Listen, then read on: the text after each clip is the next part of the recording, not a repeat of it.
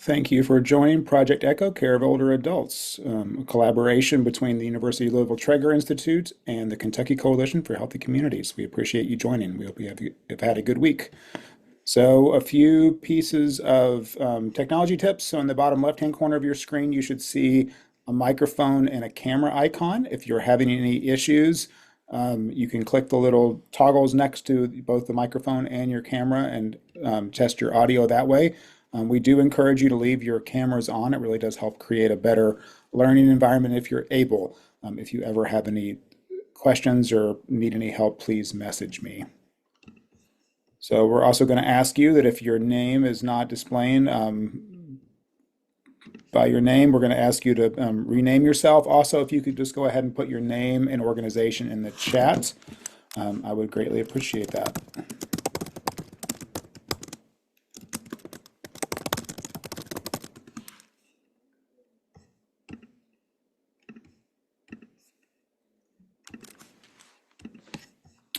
So a little bit about the University of Louisville Trager Institute. Our mission is to help individuals optimally age throughout their lifespan. We do this through workforce development, practice transformation, and community transformation. So we do appreciate you joining us today.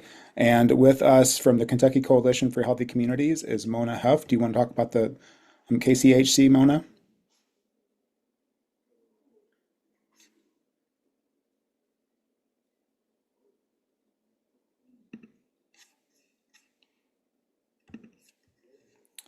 And Mona, if you were talking, you were on mute. Sorry about that. Our Kentucky Coalition for Healthy Communities is a group of us as we learn how to become more educated to help our communities become healthier. And so we work within the communities with the existing coalitions and organizations, and we help develop the workforce and concerned community members to empower our communities to become healthier. And later on in the presentation at the end, I will help you know how we can do that. So thank you, Justin. All right, thank you. So a little bit about age-friendly healthcare concepts. Really, everything we're doing today is focusing on these four pillars. We do this over the course of the year in a variety of ways, but just keep this in mind that all of our programming, we really try and orient around age-friendly healthcare system principles of honoring what matters most for older adults, addressing medication, mentation, and mobility, and really trying to bring forward a program that addresses all these needs, and so we can take this out into the world and the people we're serving. So this is just a preview of our upcoming sessions. Really hope that you can join us as we go through this series, really looking at lifestyle medicine and then enhanced topics to really help older adults flourish. So a little bit about Project Echo. It was founded by Sanjeev Arora in 2003. This is a telementoring platform. The idea is to move knowledge, not patients. Dr. Arora had learned a specialized treatment for hepatitis and recognized that he could not possibly treat everyone in New Mexico, nor go out and train everyone in New Mexico. So he started hosting short didactics over Zoom to really build local capacity. And now this is a worldwide phenomenon, addressing, I think, over 130 topics, really with the intention of using case-based learning to teach best practices in interdisciplinary team care. And so ECHO is really focusing on extending community health outcomes through Zoom to build local capacity. So today, attendees can receive a certificate for 1.5 hours by completing the evaluation at the end of the session. If you're a community health worker and you are seeking continuing education, you must complete the evaluation to receive a certificate. So today's presenter has nothing to discuss or disclose. Sorry, she has a lot to discuss, but nothing to disclose. And a reminder that community health workers we're approved by the Kentucky Office of Community Health Workers to provide 1.5 hours of continuing education. So it is now great pleasure to welcome our today's presenter, Kristen Neises. Kristen is a nurse practitioner, advanced practice nurse. She is on the faculty of U of L Trager Institute and University of Louisville. She is a geriatric academic career awardee, and she is really passionate about lifestyle medicine And so I'm really looking forward to today's presentation, Mental Wellness Through Lifestyle Medicine, Strategies for a Balanced Mind and Body. So you can have the floor, Kristen. Thank you, Justin. Let me see. So I have control now, right? There we go. We're trying out some new technology here. Thank you so much, everyone, for being here. You can tell that it is summer break because we've got a light crowd today, but I'm glad you're here. It's been a busy month for me, and I know at least a lot of my colleagues. So this topic is going to be good for me as well, and it is mental health month, older adult month. So it's just a good topic to be discussing. So thank you all for being here. Again, I'm going to be talking about mental wellness through lifestyle medicine and looking at some strategies for how to do this. Okay. There we go. Just a quick acknowledgement. I do receive some funding from Health Resources and Services Administration, and that helps to support this presentation. So many older adults experience mental distress. Including depression, anxiety, loneliness, social isolation. Yet these concerns are often missed, underdiagnosed. So supporting mental wellness isn't just about managing illness, it's about preserving the older adult's dignity, their purpose, and their joy, right? So it can impact their ability to carry out basic daily living activities, reduces their independence and autonomy and their quality of life. So we know that more than 20% of adults that are 55 and older experience some type of mental health concern. Again, that number we believe to be much higher as it's often missed and underdiagnosed.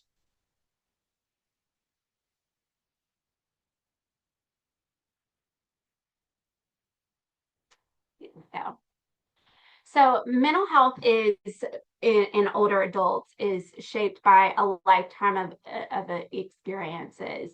You're familiar with the body keeps the score. We know that these different experiences in life can compound and really impact our mental wellness. So these older adults have a lifetime of these experiences. And then they also have a lot of new challenges like losing their spouse or other loss and retirement, reducing their social connection and their sense of purpose and declining function. Social isolation is very common and loneliness, as well as ageism. Those are all some major risk factors as well. And about 1 in 6 older adults experience some form of abuse. Another factor.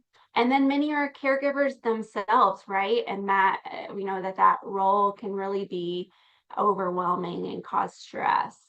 And then we have things like chronic illness and poverty or a decrease in their income and limited access to care can all add to that burden. So this really makes addressing and supporting mental health essential.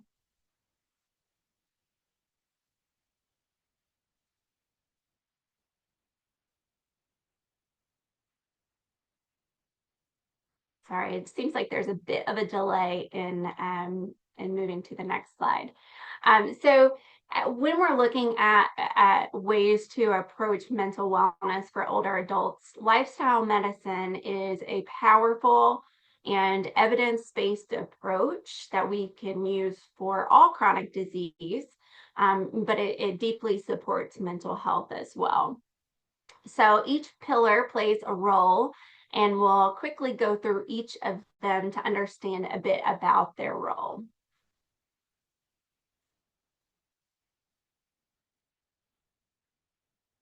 So the first pillar is nutrition, and what we eat really fuels our brain just as much as our body.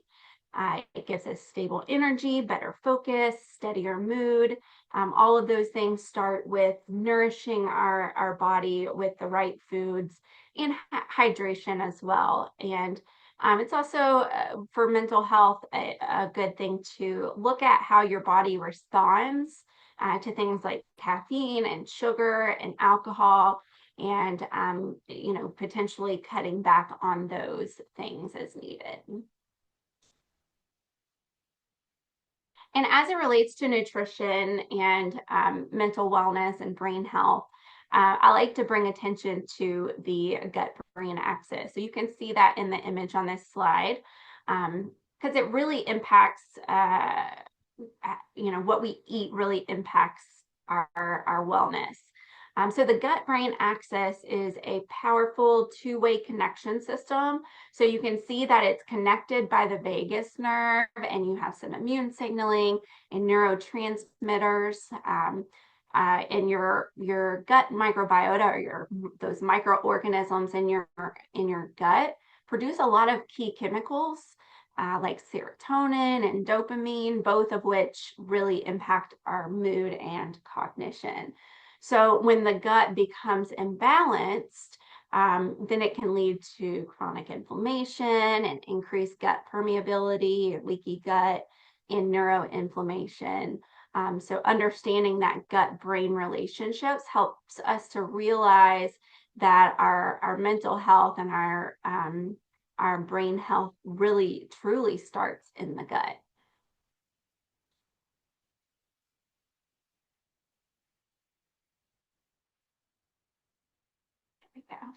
Next is movement. I like to say movement instead of exercise, because it really is just about moving your body. And there's so many positive effects that come from movement for our mind and our mood. So making sure that we're moving throughout the day, at least 30 minutes a day is a good measure for improving our mood and our overall health. And it's important to note that even short bursts of movement throughout the day can really make a big impact.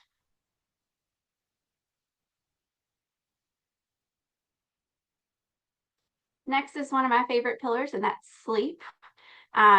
It's one of the most powerful tools for mental wellness. It helps to regulate our mood, improve our memory, reduce our stress, and sticking to a routine, even on the weekends and holidays and vacations, and then cutting screen time before bed can really make a big difference.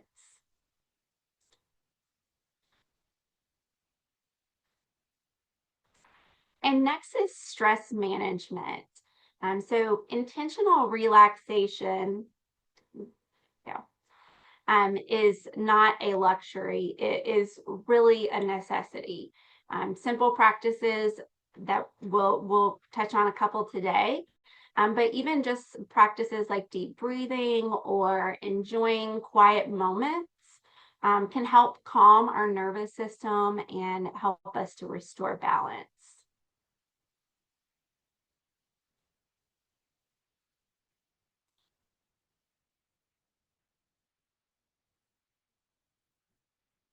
There we go. Next is social connection. So we are, as humans, wired for connection. Isolation is one of the biggest risk factors for mental and physical decline. So just a quick phone call, a cup of coffee, a shared story can make a really big difference. And just a few other things to note is reaching out to those that you trust, building just small moments of connection. It doesn't have to be big acts. And then making sure to rely on our support system and asking them for support when we need it.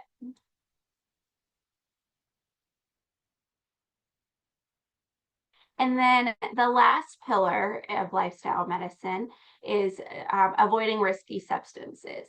So substances like alcohol, tobacco, recreational drugs may seem like a way to relax for some, but they often do the opposite, disrupting our sleep and increasing our anxiety in the long term, at least, and then interfering with medications. And then in older adults, we have to consider that even moderate use can significantly affect their mood and their brain health. And it's also important to check in regularly about prescriptions. So medication overload or medication misuse can mimic or worsen mental health symptoms. Okay, so what I'm here to really spend the majority of this time on is talking about some gentle tools that can help us with our mental wellness. So when supporting older adults' mental health, it's always important to refer to licensed mental health professionals when appropriate. Therapy offers healing, connection, long-term support, and for many, it's an essential part of the care plan. That said, we often encounter these moments, whether it's in the home or the clinic or a community setting, when a counselor is not present or isn't present, but that emotional distress is there. So in those moments, gentle mind body practices like grounding and breath work, or just simply holding space for silence, can really offer some real time relief. So these aren't a substitute for therapy, but they can help regulate the nervous system and offer a bridge to more formal care.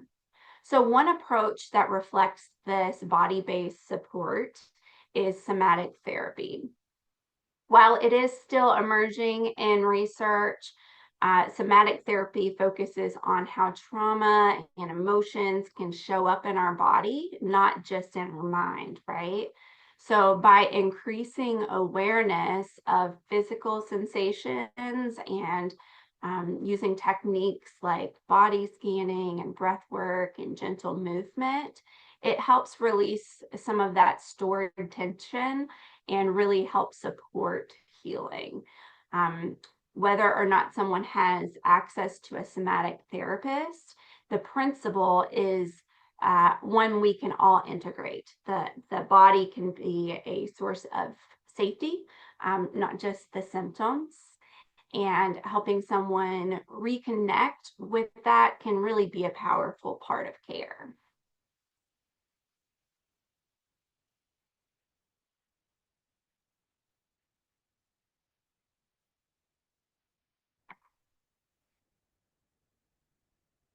Okay, so just some benefits for older adults in these practices. These practices are low cost, they are low risk, and can have a high impact. So even 1 minute of grounding can create a shift in mood and energy without medication or any complicated interventions. Even personally was reminded of this just a few days ago. Like I said, it's been a very busy, stressful month. And I had come off of another meeting and on to a new meeting someone. And we were actually discussing how to integrate some of these therapies into practice for all healthcare workers. And I came onto the call and I was excited and I was just like, maybe it sounded a bit anxious. And the person on the other end, once I was finished, just closed her eyes, paused, took a few breaths, and just that shift from her made it able for me to shift my energy as well. So just small moments like that can make a big impact.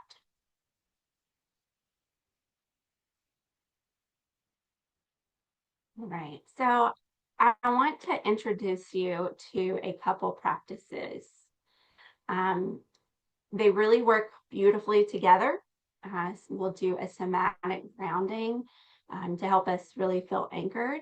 And then we'll do a short yoga nidra practice to help us fully reset and rest. You might have heard of yoga nidra as yogic sleep or non-sleep deep relaxation. So what I invite you to do is you're welcome to turn off your cameras for this portion so that you can really step into this experience with these practices. And I'm going to shut mine off as well. All right. So I invite you to close your eyes, or maybe you'd like to just keep a soft gaze. Place one hand on your heart and the other on your belly. And take a deep breath in. And then slowly breathe out. Feel your feet on the floor. And feel the breath rising and falling.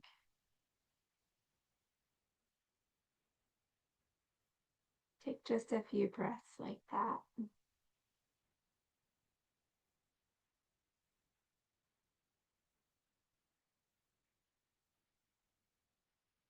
And repeat silently to yourself that I am safe and I am grounded.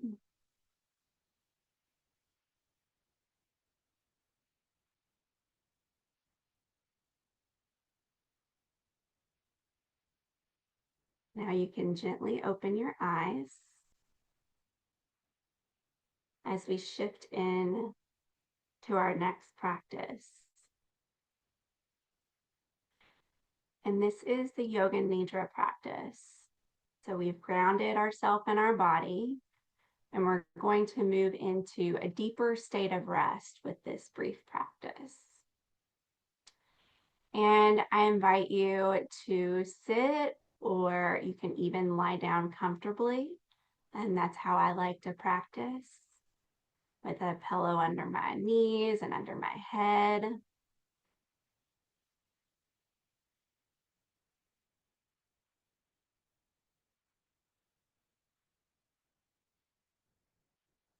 And Yoga Nidra is going to help us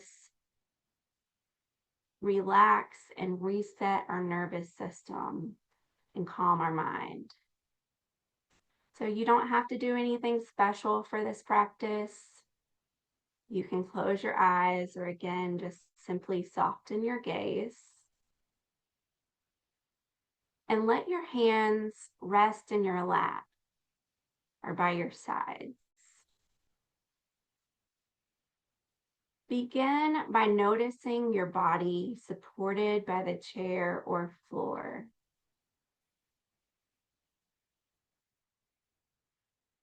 Allow yourself to just feel held.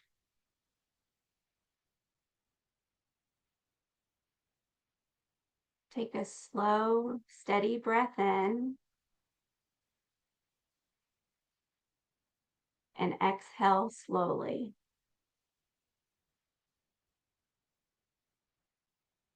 Now bring your attention to your feet. Feel where they meet the floor. And then bring awareness to your legs, hips, your back, your shoulders. And feel the weight of your body gently releasing into the support beneath you. Invite your body to soften just a little more with each exhale. Try to get even 1% more comfortable. Now bring your awareness to the natural rhythm of your breath. No need to change it. Just observe it.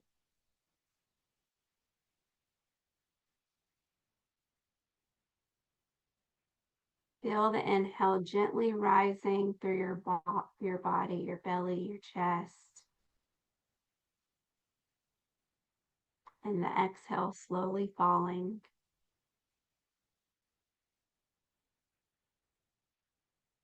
Continue to rest here with the breath for just a few more moments.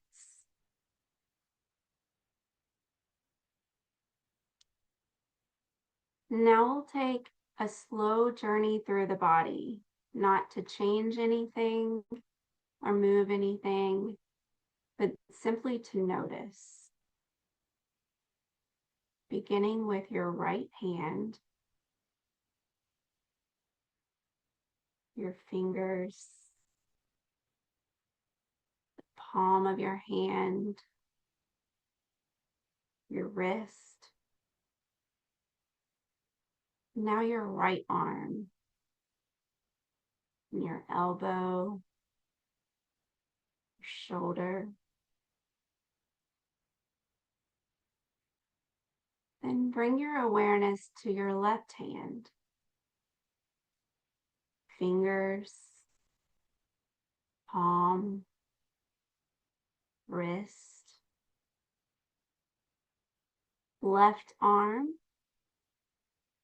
elbow, shoulder. Now notice your chest and heart center, your abdomen, and the gentle rise and fall of your breath.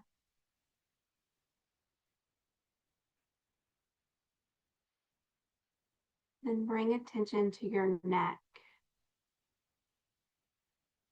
your jaw, softening the muscles around your eyes, your forehead, and finally the top of your head. Imagine a gentle wave of calm moving through your whole body. Take a deep breath in and sigh it out slowly.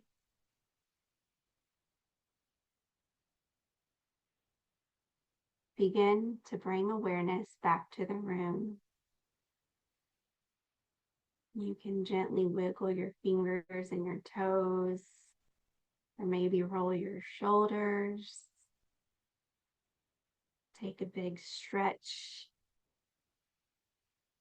And if your eyes are closed, slowly blink them open. Take a moment to notice how you feel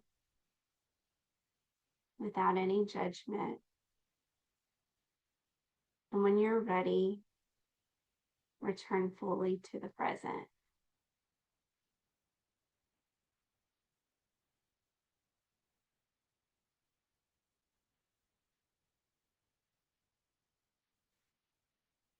Now, I will say that many times when I have done this practice, I have fallen asleep, although that's not the goal of the practice. But that's one reason why I offer to shut your cameras off, because there might be some of you in here that are taking a nice little nap today.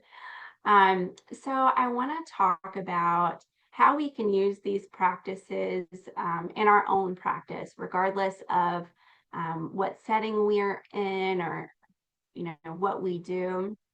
They can really be added to your current work without needing any type of certification or equipment.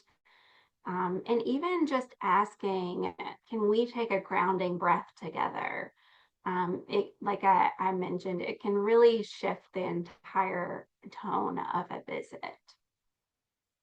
And I think that, just pausing with people and, offering some quiet space in group settings and even teaching caregivers to use this practice can really be helpful for them as well. I know when I was working in the clinic, stressful job, I would often take my lunch breaks in our wellness room, and people probably thought that I was sleeping, but I was using yoga nidra to reset and be able to make it through the rest of the day. So these practices are very powerful. All right. And then I just want to leave you with this quote that really speaks powerfully to the power of pausing. So I'd like to ask, what's one small way you might bring this into your setting? And feel free to offer that in the chat or unmute yourself and share with us that one way I could use this is.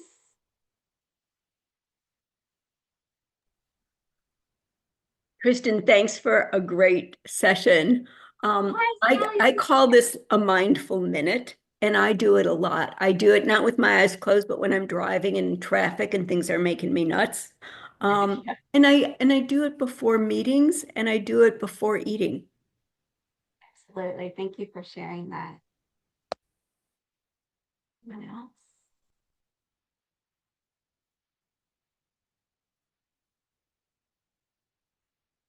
Yeah, I see the comment about being mindful of religious views. Yeah, that's something to consider. It is also known as non-sleep deep relaxation. So some people are put off by the term yoga being in the name, but there's really not a religious affiliation to yoga nidra, but a good thing to point out and maybe reframing it for some people. Yeah. Anyone else want to share how they, here we go. You're a caregiver, and yeah, just incorporating it in the daily routine can be really powerful. Yeah. Thank you. Wonderful. You're welcome to keep sharing. Oh, here we go. Working on prolonging exhalation, nostril breathing. Yeah. Yeah, you're welcome. Thanks for being here. All right, wonderful. So I have some resources here for you, some full practice videos. I just gave you a little snippet because we're limited on time. There's also some wonderful articles here that you might be interested in, and diving more into what somatic therapy is. Pages of references here, and then here's my contact information. Welcome to connect with me. Justin, I know I went a little over for this portion of the presentation, but do we have any time for questions? We'll move on into the case. Okay, all right. So I'm actually going to be presenting our case for today as well. So just an overview, we are looking at a 76-year-old African-American woman. She's living currently alone in a senior apartment complex. She has high blood pressure, type 2 diabetes, osteoarthritis, and some mild cognitive impairment. And over the past 6 months, she's reporting increased loneliness, some sleep disturbances, and withdrawal from some of those activities that she used to enjoy, such as gardening and walking with neighbors and attending church. And what matters most to her is really regaining a sense of purpose, having some connection, and to live independently with dignity, right? Common important goal for our older adults. So the two questions that I'll be posing today are, what lifestyle interventions could be introduced to support her mental and physical well-being? And how can interprofessional collaboration enhance her engagement and her adherence to care?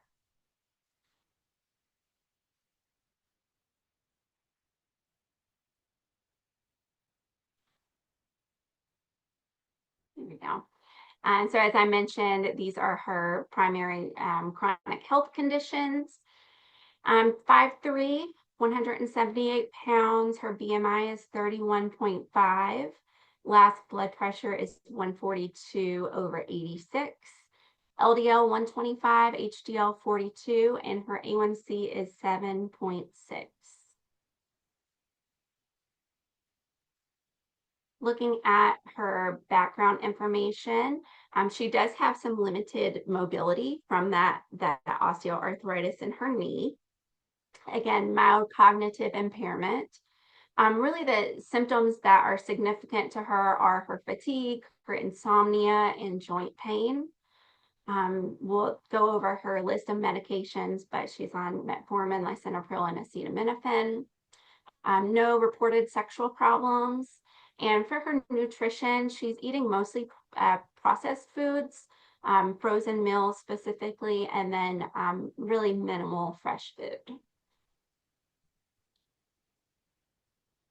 She is a retired school teacher.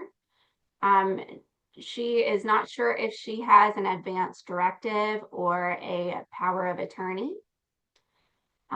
She owns a car, but she no longer feels confident in driving, so she's not driving. She's relying on transportation at her living facility.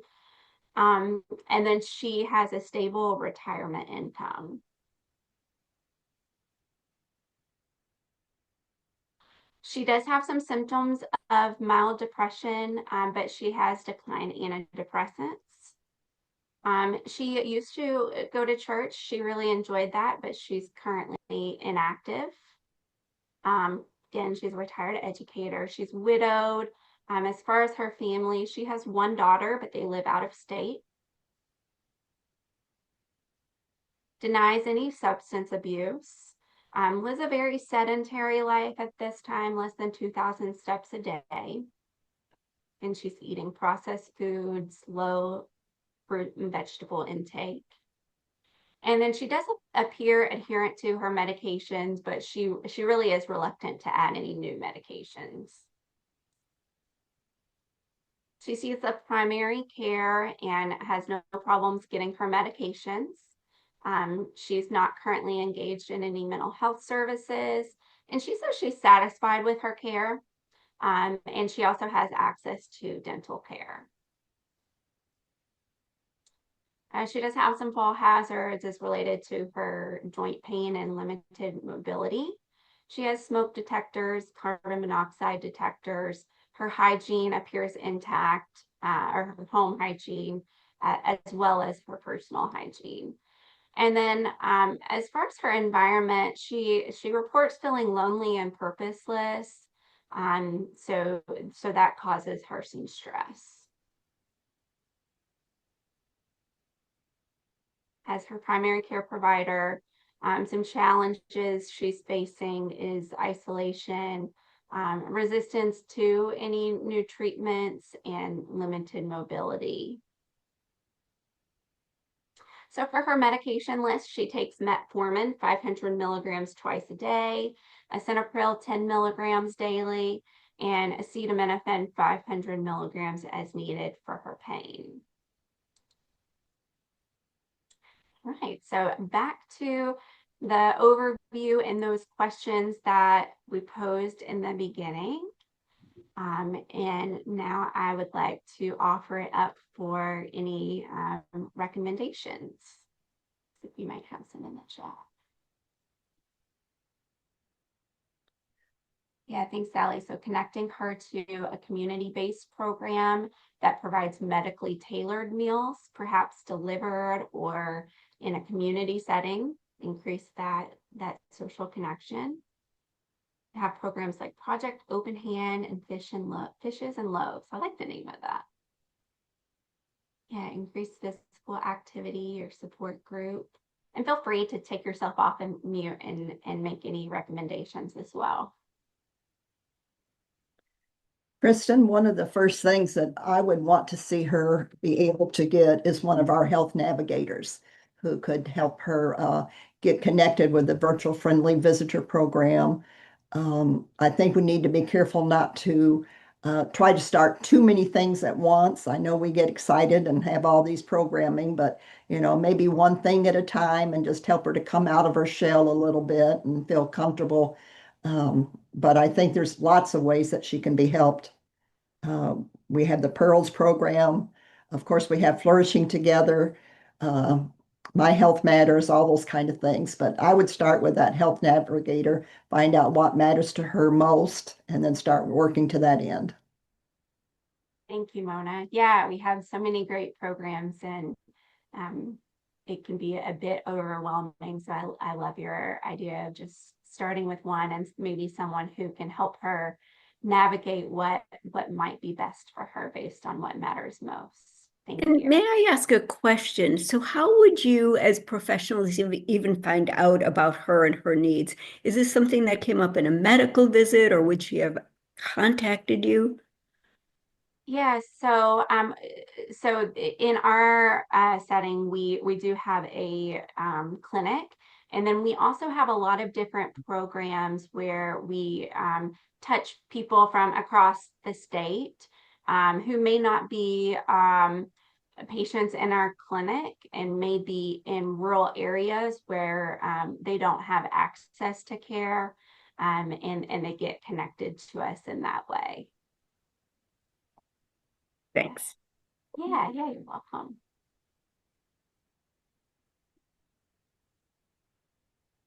Yeah, it can be hard not to overwhelm them with all the things, especially when we get excited about the work that we're doing, right? So yeah, asking her to rank or have someone help her to navigate that connectedness seems high. Yeah.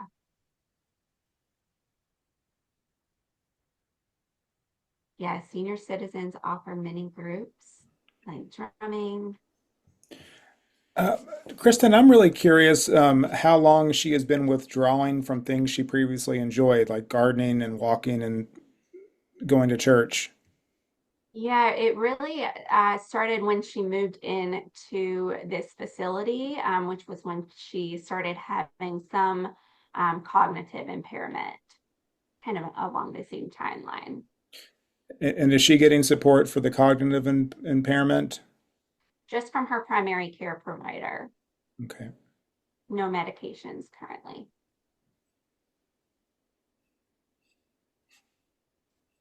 Yeah, looking at her motivation. So senior citizen centers and even libraries are such a good resource for different social connection opportunities as well. Yeah.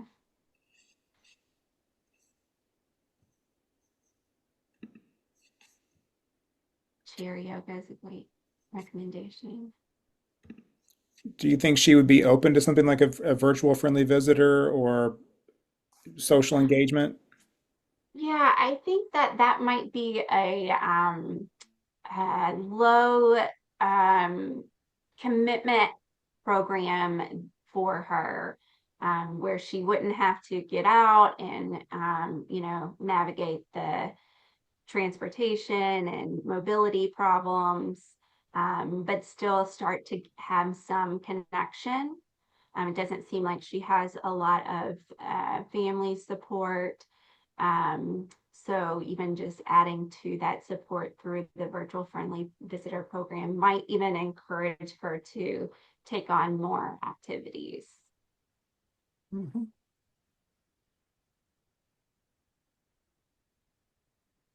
Yes, I've talked to clients that program has changed their lives. Yeah, that's wonderful. And are there any opportunities for interprofessional collaboration to help with her concerns? I think physical therapy might be a good way to get started as well. Yeah, Mona, I think that's a great idea.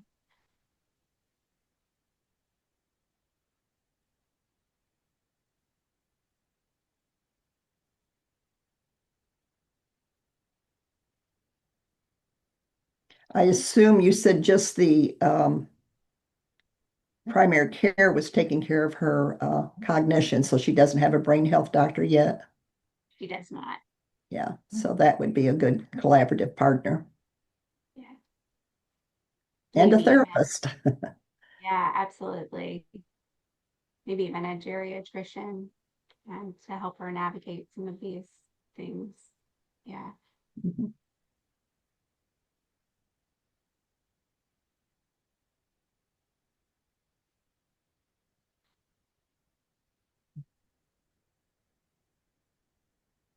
Kristen, did you see Mohammed's question about what's the scientific perspective behind calmness after meditation? Yeah. So it is when our nervous systems are dysregulated, just the like the deep breathing can and meditative practices can calm that nervous system. Um, uh, I can't get into the very scientific explanation of it, but basically that it turns on different parts of our nervous system, keep us from not being so stimulated. If anyone else has anything to offer to that explanation, feel free.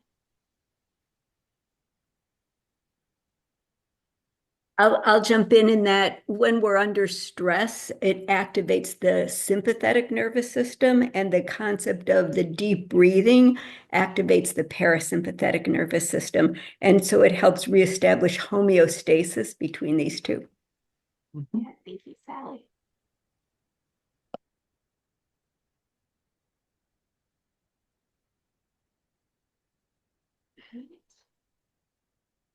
Yeah, virtual friendly visitor program. Did I miss anything else? Yeah, transportation, for looking into the resources for transportation to these different activities is a great thing to look at.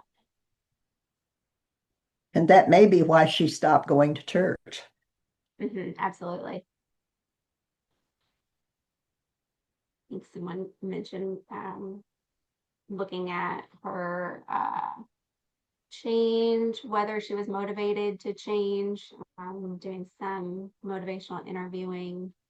We talked about small goals, one thing at a time. And something else is considering is really seeing if we can involve her daughter some more in her care.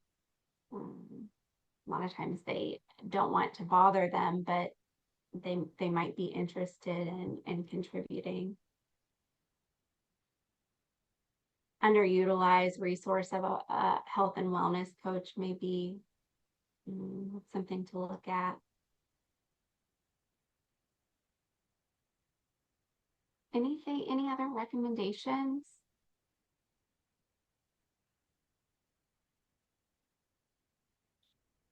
All right. Good. Yeah, the Body Keeps the Score is really a great resource for really understanding how your body responds. Um, I, I would go as far to say that this is the most important book that's been written. I won't go that far, but it in my mind, it really is an important book. Help us understand ourselves, how our body responds, and then really understand others too, right? Have compassion and empathy for others. Thank you for mentioning that. All right. If there's not any more questions or comments, any more questions or comments for Kristen? All right. Thank you very much. So I am going to turn it over to Ms. Mona Huff to talk to us about the KCHC and talk about how we're going to apply today's information.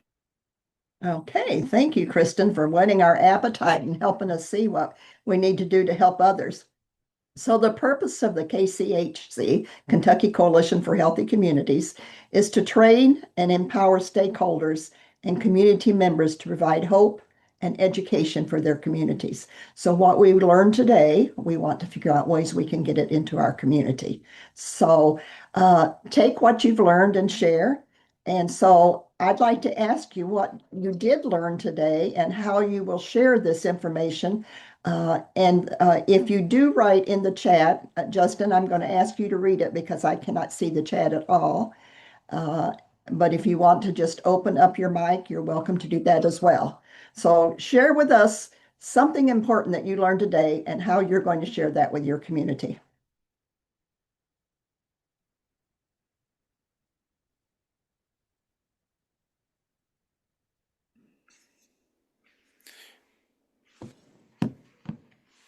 I think for myself, it was just a reminder of how good it feels to relax a little bit, and how, I mean, I can follow my own breath, but every once in a while, having somebody just give me really simple, really simple instructions to follow my breath can be, profoundly relaxing. Mhm. And one chat did pop up, Justin. If you'd read it, I'd like to address it. So Sally said, I'm from California, so it gives me perspective of what's happening in Kentucky and also the case study approach and bringing these different professionals together. So it was just commenting on the structure of the meeting. Okay, and Sally, I just from what little bit you said, I appreciate you and think that you probably would be sharing that with your community. So thank you so much for being with us.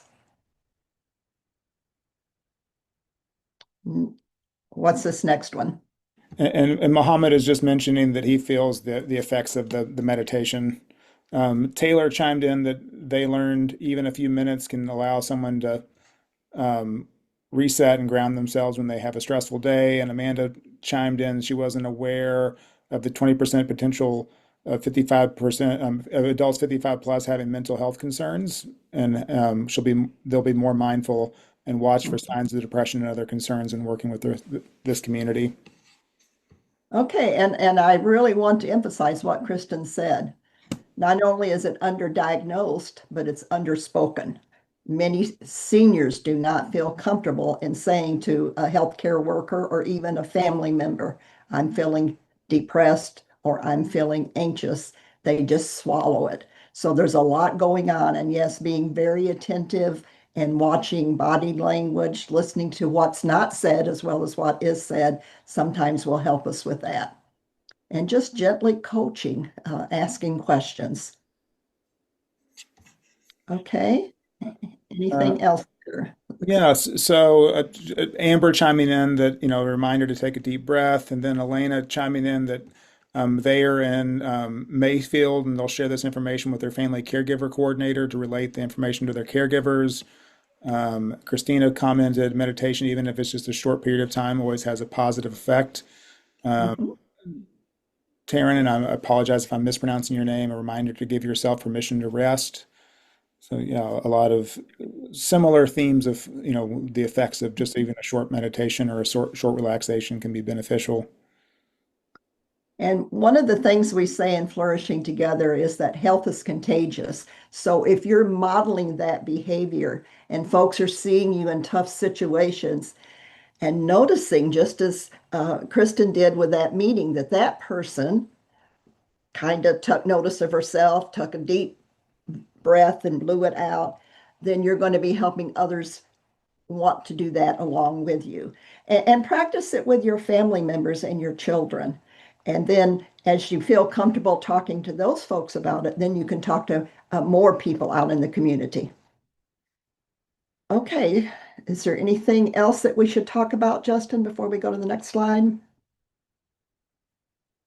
Okay, so now then we call this community conversation, and I say every month, if you are having something in your community that you would like us to know about, send that flyer to Justin before the meeting or after the meeting. And either way, he will make sure that the people on this particular meeting will get it. So does anyone have anything that's happening that they would really like to share right now? I know this is kind of a quiet week with it being a holiday week, but what about June? Something big that you would like to invite us to or tell us about?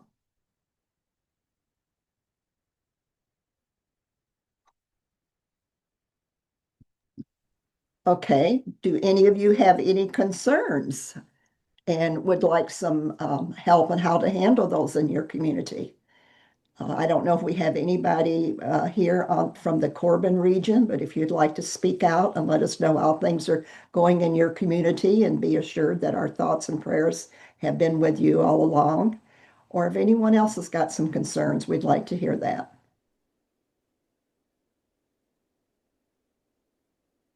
Mona, I just wanted to quickly share and do a little plug for the exciting grand opening next week of our teaching kitchen.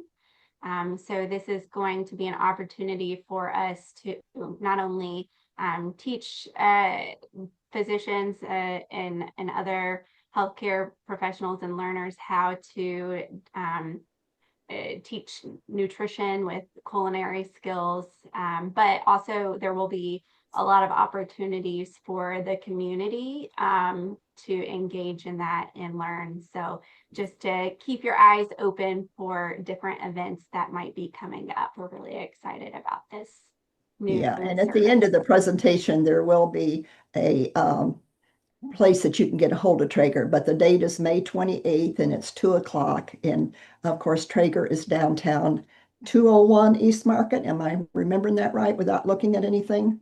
204 East Market. 204, okay, 204 East Market. Maria Okay. Maria chimed in that in June there's a harm reduction summit, and they put a link in the chat for the harm reduction summit and a save the date. Okay. And Maria, I can include that in my follow-up. Actually, I'll put that on the website when I send out the follow-up email. So thank you for that. Yeah, and those are the kind of things we'd like to see and be able to help you market. And then sometimes some of our people may be able to come too. Okay, anything else? All righty, so let's go on to the next slide. So this is my Health Matters, and I'm sorry that it looks so scant right now, but we meet every Monday night from 6:30 to 7:30 Eastern Standard Time. We've had people from all over the United States and even Canada and Italy. So since it's on Zoom, there are no boundaries. We have a different speaker or one of our team will speak, and we have different subjects. Sometimes we have open conversation where we just come and we'll say, let's talk. And those are really good times too. I will be sending out a June schedule soon. I still was waiting for one confirmation and I forgot to go back to this when I got the others. But anyway, I will be having that very soon. Go on to the next slide. So as I heard Kristen talking today, I thought, oh my goodness, everybody has to know about Flourishing Together classes, because what we do in Flourishing Together is take each of those subjects that she spoke about and dig deep into them. You'll learn what the superfoods are. You'll learn how to do different types of movement, good nutritional eating, how to handle your stress, how to take care of problems. It's a free 10-week class. And then she talked about the connections, and we break up into small teams, and the teams name themselves and come up with their own mantra. And it's really a lot of fun while we're learning in a very practical way what to eat and how to become more healthy. We give out recipes every week. We learn how to manage and prevent chronic diseases in a safe and encouraging social environment. And we learn a healthier lifestyle to prevent and manage those diseases such as diabetes and heart disease. So this last week we talked about osteoarthritis and learned a lot about it. You know, so often we always blame everything on aging. What we're learning is that sometimes these are risk, but not necessarily has to be that way. So if we can learn early in life, perhaps we can prevent it or at least postpone it. And that's one of the things that we're wanting to do. So let's go on to the next slide. We also have a diabetes self-management class, and we're going to be having another one start July 15th through August 12th. And that's 1 to 3:30 p.m.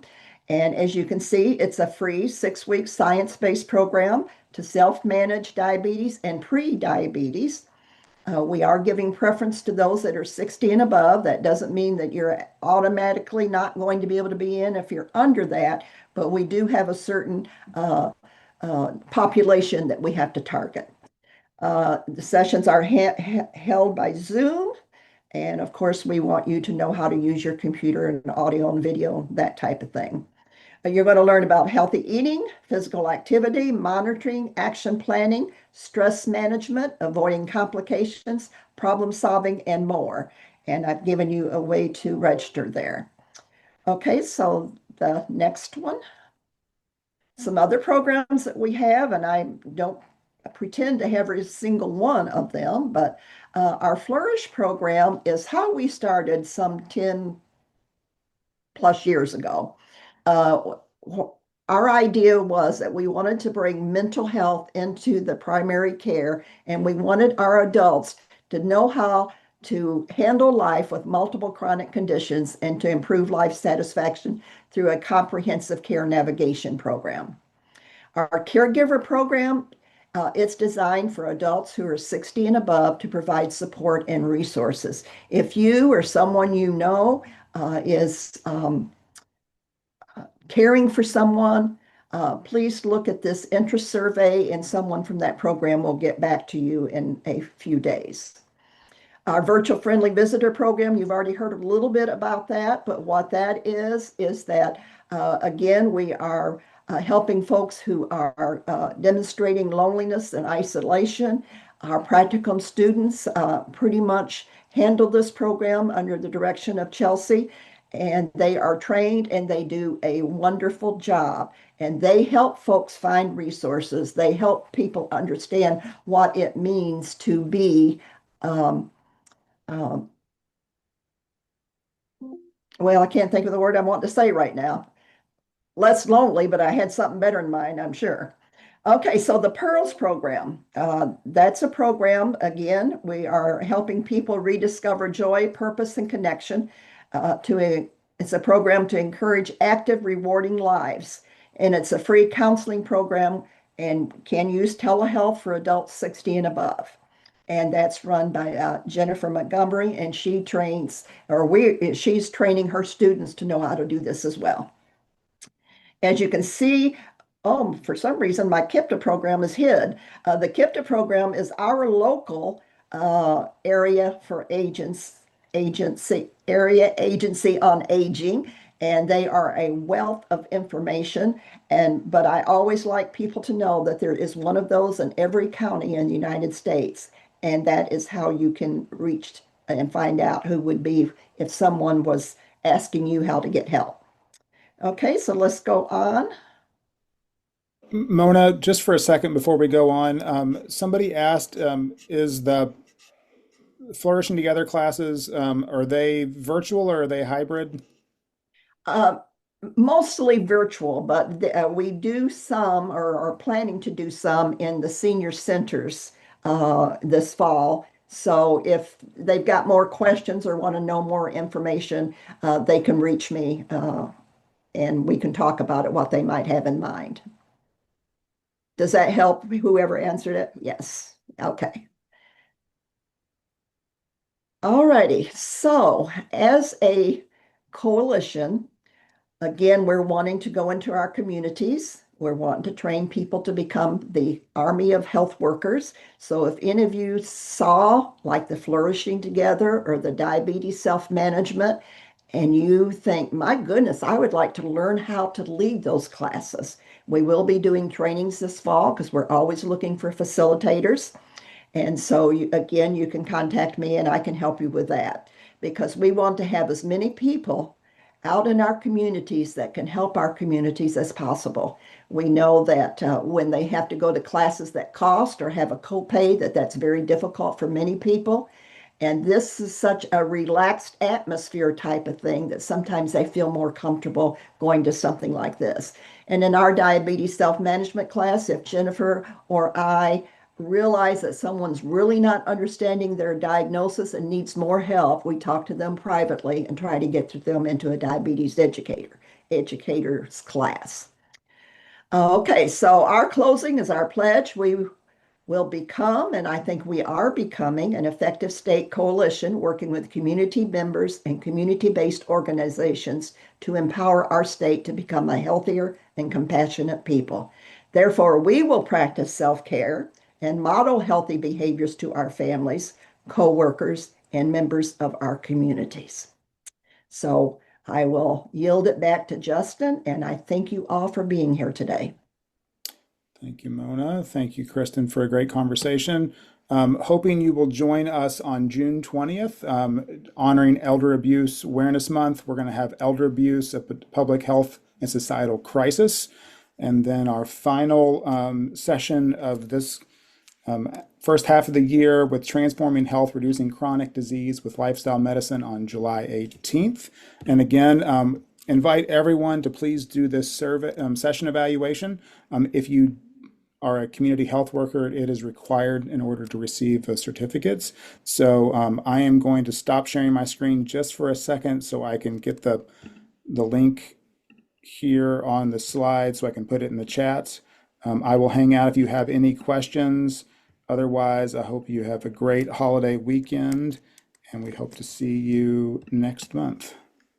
So I'm putting the evaluation link in the chat, or you can use the QR code.